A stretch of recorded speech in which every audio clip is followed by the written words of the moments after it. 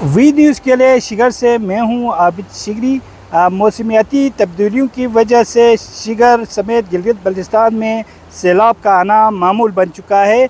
इस वक्त भी दरिया में पानी का बहाव काफ़ी हद तक बढ़ चुका है और उसने आबादी की जानिब रुख कर लिया है।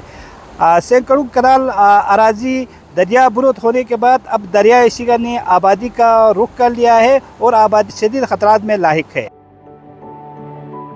इतने ज़मीन इधर है वो सारा दरिया का नज़र हो रहा है। अभी तक ना नुमाइंदों को पता है, ना डीसी को पता है, ना गवर्नमेंट को पता है, किसी को कोई पता नहीं है। अगर पंजाब में थोड़ा सा अगर सैलाब आके थोड़ा वो कच्चे मकानात दिया तो कहता है कि उधर इतना हो गया, वो हो गया, ये होगा, बड़ा चढ़ा के वहाँ पे वो थोड़ा बहुत वो पैसे भी देता है, उधर मुआवजा देता है। ना इधर कोई मुआवजा है, ना इधर कोई इमदाद है, ना कोई पूछने वाला है, ना नुमाइंदा पूछता है, ना वो ये दूसरा पूछता है। कोई हमारा पूछने वाला नहीं है।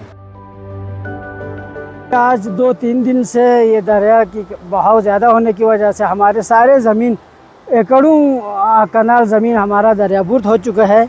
ये जो आप आज अभी देख रहे हैं ये मकान जो मेरे पीछे है ये तकरीबन एक सेट मकान था और अभी आज ही ये भी दरियाबुर्द हो गए हैं, आधा रह गए हैं। बुलंदी पे जो घर है वहाँ से भी नीचे वो कटाव शुरू हो गए हैं। मेरे पीछे आप देख रहे हैं ये मकान, तो अभी ये दरिया की कटाव की ज़द में आ रहे हैं। अभी मेरा मकान बिल्कुल इसके बिल्कुल बैक साइड पे ऊपर ही मेरा मकान है। अगर ये कटाव जारी रहा तो वो दिन दूर नहीं, ज़्यादा से ज़्यादा 2-3 इसी एक हफ़्ते के अंदर मेरे मकान तक भी पहुंचने के ख़तरे है दरियाई कटाव।